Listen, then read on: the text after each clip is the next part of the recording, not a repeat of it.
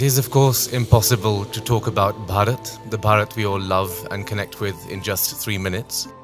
But my perspective is that of an outsider, and it is very clear to me, coming from outside to this great country, not only as an outsider in terms of being from another nation, another set of value systems, but also somebody who is, in modern parlance, called a minority, somebody from a minority community.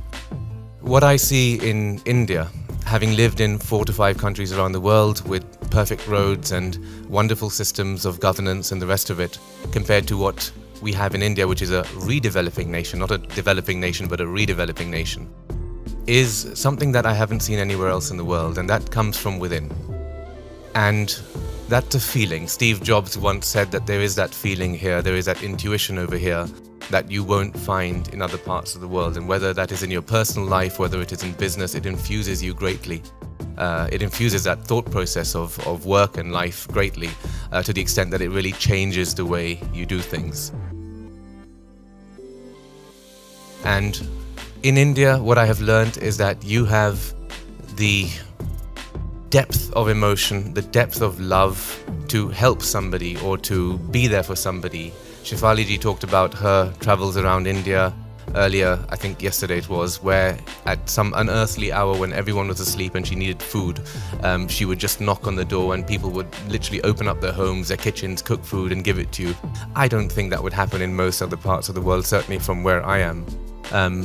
Everything looks beautiful over there, and I do love the people where I live. They're great, but when you go beyond a certain level, when there is conflict, when you dig beneath the surface, you find that the most civilized people in the world, at least in my experience, are here in India, and that's from deep within. India teaches you the technologies of self-awareness, which I haven't even heard of in other parts of the world. It tells you to conquer the mind.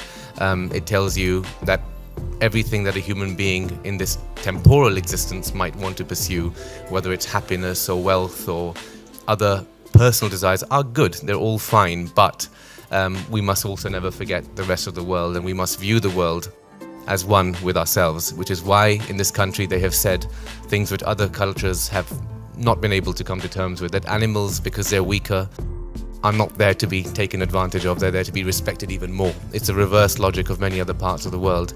The logic over here in India is that we are all one, Advait. That means I'm connected with the animal running on the road, or with the trees, or with everyone else in this room and all those watching.